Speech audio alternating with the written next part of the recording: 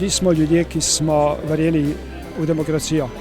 Sem srečen, da mi je Bog naklonil to milost, da sem lahko v tem procesu sodeloval. Se je zgodilo v tistih zgoščenih časih v 2 letih, več kot potem v 23 nadaljnih letih.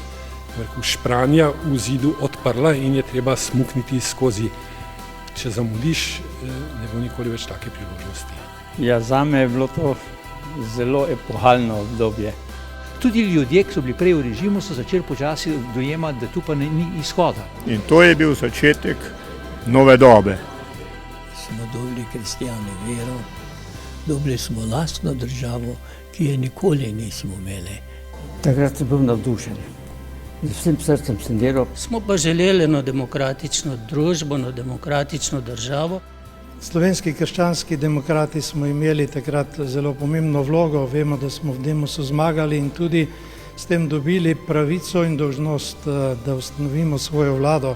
Kljub temu, da so bili politično ali pa smo bili politično zelo neizkušeni, ampak smo vendarle pa imeli eno dobro izkušnjo, to je bila pa izkušnja javnega delovanja zlasti znotraj cerkve. To povem tudi v ilustraciji, ne da nismo razmišljali, ampak če bi to začeli, potem tudi do državnosti ne bi prišli.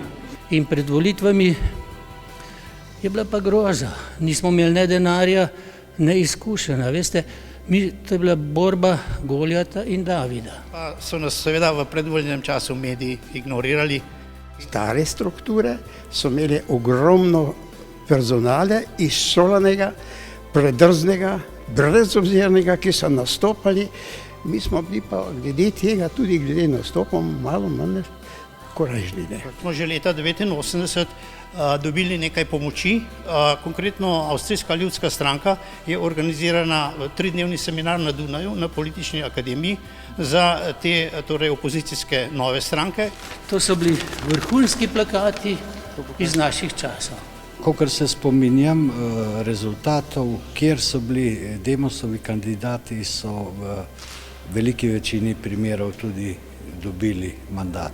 Mi sploh, saj zase lahko rečem, nismo dvomili v zmago novih demokratičnih sil. Jaz sem imela vtis, da ljudje se takrat pravzaprav niso toliko zavedali, da spreminjamo tudi družbeni red, bolj so se veselili tega, da odhajamo iz bivše Jugoslavije. Sprejemali smo zakone čisto po tekočem traku, seveda zato je tudi kakšna luknja bila in zdaj, če so bili tisti ta pravi zraven, so vedeli, kje so luknje in so jih potem lažje izkoriščali. Večina smo pa delali v zelo dobri veri, da res nekaj dobrega delamo. Za mene je bil cilj, če ga zelo poenostavim, predvsem, da se znebimo komunizma in pa Jugoslavije. Ljudstvo si je želelo sprememb in zato je glasovalo za stranke Demosa in očitno je največ zaupanja doživela prav krščanska demokracija skupaj s Kmečko zvezo z minimalnimi razlikami med tema dvema skupinama.